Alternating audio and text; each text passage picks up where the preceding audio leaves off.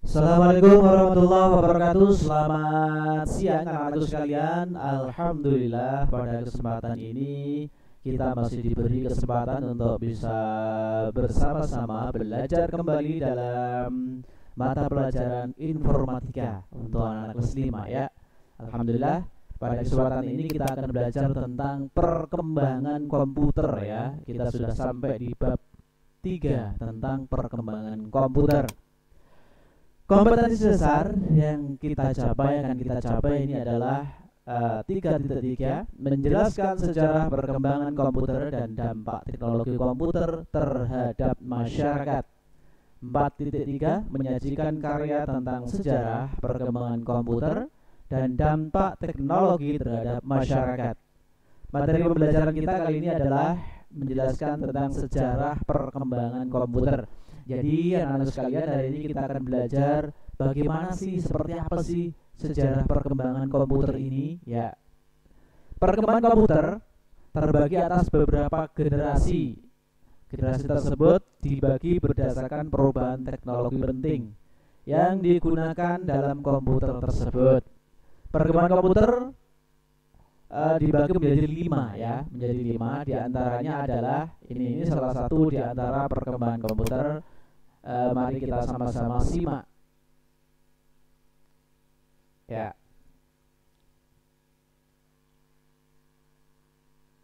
Tanpa perlu tahu siapa di balik benda yang mereka gunakan.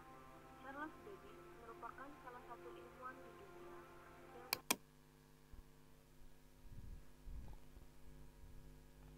Ya, ini adalah Charles Babbage sebagai dikenal juga sebagai bapak komputer.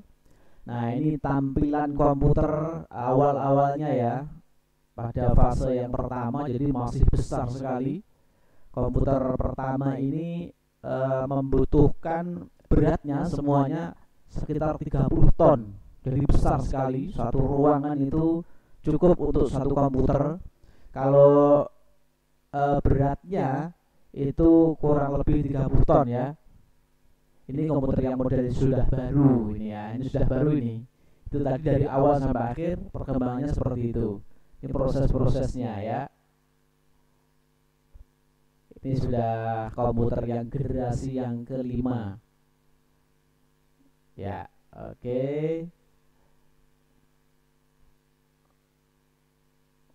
Ini namanya adalah hardware, ini software, dan ini brainware. Brainware itu adalah penggunanya seperti kita ini, termasuk salah satu penggunanya. Nah, kita sudah menyimak beberapa video tadi, yang mana di dalam video tadi kita sudah melihat bagaimana perkembangan komputer dari awal sampai akhir. Bagaimana perkembangannya dari komputer itu masih satu ruangan sekitar 30 ton sehingga sekarang menjadi kecil, bisa kita genggam ya. Kita jelaskan satu-satu. Komputer generasi pertama yaitu tahun 1940 sampai 1956. Ini tadi berbentuk vakum, tabung vakum yang besar tadi. Nanti akan saya kasihkan gambarnya juga, yang mana komputer ini tabung vakum itu adalah sebagai komponen dasarnya. Jadi masih menggunakan tabung anak-anak sekalian di sini. Nah, seperti yang saya jelaskan di depan bahwa komputer generasi pertama ini mencapai hingga 30 ton dan bahkan menggunakan 18.000 tabung vakum dengan ukuran 1.800 kaki persegi per tabungnya. Nah, komputer pertama ini, generasi pertama ini dinamakan dengan ENIAC atau Electronic Numerical Interrogator and Computer, yang diciptakan oleh Moxley dan Eckert. Nah, ini adalah komputer generasi pertama. Coba kita lihat sama-sama seperti apa sih contohnya. Nah, ini contoh komputer generasi pertama. Tadi di video depan juga sudah saya tampilkan sedikit. Jadi segitu besarnya komputer generasi pertama anak sekalian ya. Bahkan satu ruangan penuh. Ukurannya hampir sama dengan 5 ekor gajah ya. Kalau dihitung dengan hewan ya, hewan itu besar. Jadi 5 ekor gajah itu sudah penuh satu ruangan itu ya. Oke, kita lanjutkan. Selanjutnya mari kita lihat apa namanya contoh atau gambar komputer atau video komputer generasi pertama. Ini adalah komputer generasi pertama. Segitu besarnya sehingga kita tahu dan bisa membandingkan. Ini tabungnya yang dipakai untuk komputer generasi pertama menggunakan kaca ya. Ya, seperti itu.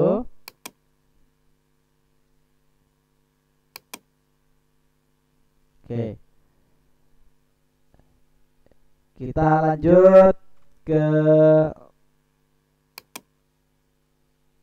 pembahasan selanjutnya yaitu komputer generasi yang kedua. Ini generasi kedua ini adalah tahun 1956 sampai 63. Ciri utamanya adalah sudah menggunakan transistor ya.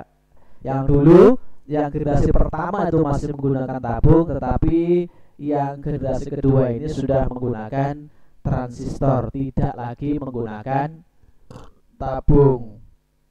Dan ukurannya anak-anak sekalian, ukurannya lebih kecil ya, lebih kecil daripada komputer generasi pertama ya. Jadi sudah lebih baik ini, tidak lagi 30 ton, tapi ini lebih kecil ya. Ini contohnya. Ini adalah contoh komputer generasi yang kedua. Tentunya ukurannya lebih kecil dibanding generasi pertama. Oke. Ini contohnya, gambar-gambarnya yang lain, videonya. Ini ya. Meskipun lebih kecil daripada generasi pertama, tetapi ini menurut kita masih besar. Itu transistor namanya ya, yang tadi. Ya. Itu cara kerjanya. Nah, ini transistor ini yang kecil itu.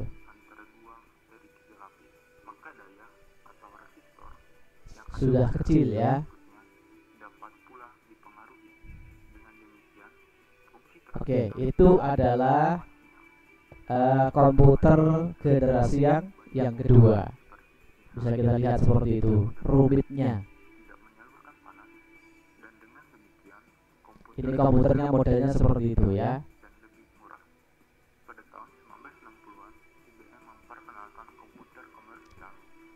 Oke, yang pertama kali adalah IBM ya, yang pertama kali komputer menggunakan transistor pada generasi yang kedua ini.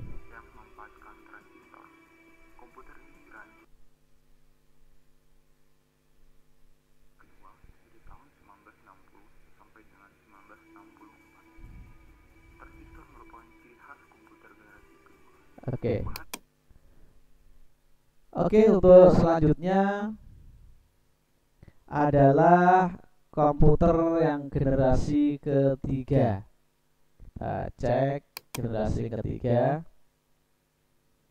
Ya. Komputer generasi ketiga sudah tidak lagi menggunakan transistor, apalagi tabung vakum. Nah, dia sudah tidak menggunakan itu ya. Jadi dia sudah tetap masih menggunakan transistor, tetapi dia juga tidak menggunakan tabung. Dia sudah beralih menggunakan teknologi integrated circuit ICS ya. Tetapi di generasi ketiga ini adalah pertama kali adanya yang namanya keyboard ya. Sebelumnya menggunakan perintah-perintah ini apa namanya, yang tidak menggunakan keyboard, tapi ini yang pertama kali menggunakan keyboard ya. Jadi di generasi ketiga ini perbedaannya adalah adanya sirkuit terpadu dan penggunaan keyboard, yang mana sebelumnya inputnya menggunakan kartu berlubang dan pita kertas, tapi di generasi ketiga itu tidak lagi. Baik, kita lihat contohnya seperti ini.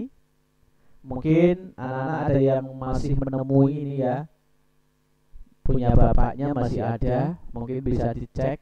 Kalau Ustadz Agus ini sudah pernah menemui ini komputer model seperti ini, masih menggunakan disket warnanya hitam putih saja, jadi cuma warna-warna dasar saja. Oke, ini komputer yang generasi yang ketiga. Kita lanjut komputer yang generasi keempat. Pada komputer generasi keempat ini perbedaannya adalah sekarang dia ada mikroprosesor atau CPU ya. Ya. Ini masih digunakan hingga sekarang, yang masih kita lihat pada umumnya. Jadi mikroprosesor sendiri menggabungkan beberapa komputer menjadi satu dalam chip yang kecil. Chip tersebut terdiri dari ribuan transistor dan elemen sirkuit lainnya yang dihubungkan menjadi satu. Artinya secara otomatis hal itu membuat sebuah komputer berukuran lebih kecil.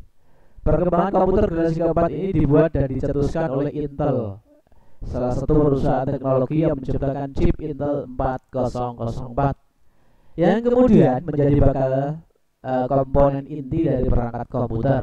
Sedangkan yang menciptakan komputer modern untuk pertama kali adalah perusahaan IBM. Jadi beda ya. Yang menciptakan komputer modern pertama adalah IBM, tetapi yang menciptakan chip itu adalah, atau mikroprosesor itu adalah Intel. Itu beda-beda perusahaan ya, anak. Kemudian menyusul Apple dengan komputer Macintosh-nya pada tahun 1984 ya. Ini komputer generasi keempat. Komputer itu sekarang masih ada di beberapa instansi kantor dan mungkin di sekolah juga ada ya. Oke, kita lanjut. Ini contohnya komputer generasi keempat. Nah, ini yang di sini yang saya tunjuk ini adalah mikroprosesor. Ya, ini kecil begini ya. Nah, ini CPU-nya seperti ini. Mikroprosesornya ada di dalam ini ya. Ya. Ini sudah menggunakan keyboard sebagai tempat input. Ada tambahan satu lagi, dia juga sudah menggunakan mouse.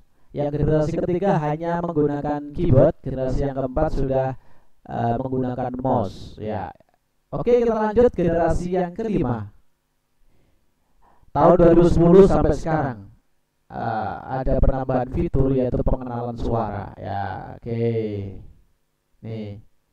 Komputer generasi kelima merupakan awal dari AI atau Artificial Intelligence, kecerdasan buatan ya. Teknologi ini masih dalam tahap pengembangan. Salah satu contohnya adalah teknologi pengenalan suara. Nah, ini pengenalan suara mungkin anak-anak sering mencoba di Google itu ya. Ketika kita berbicara, maka akan muncul tulisan. Atau sebaliknya, jika kita menulis sesuatu kemudian muncul suara. Nah, ini sudah ada sekarang. Apalagi ketika anak-anak males menulis WA, kita tinggal berbicara aja di WA, kemudian suara itu akan menjadi teks. Sekarang sudah ada teknologi itu. Tetapi ini masih dikembangkan agar lebih sempurna ya. Ini contohnya. Contoh teknologi suara ya, dan sudah mengenal touchscreen ya, atau layar sentuh. Ini laptop yang ada layar sentuh ini termasuk generasi yang kelima.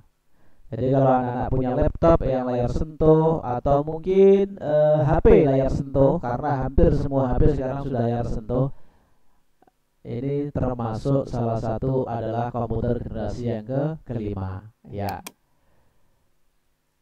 Oke, baik, terima kasih. Saya kira itu pembelajaran kita kali ini. Semoga bermanfaat. Dan untuk tugas anak-anak sekalian nanti akan saya tulis di kolom deskripsi. Terima kasih. Semoga kalian sehat selalu. Dan jangan lupa selalu sholat 5 waktu. Nun wal qalam wal ma yasturun. Assalamualaikum warahmatullahi wabarakatuh.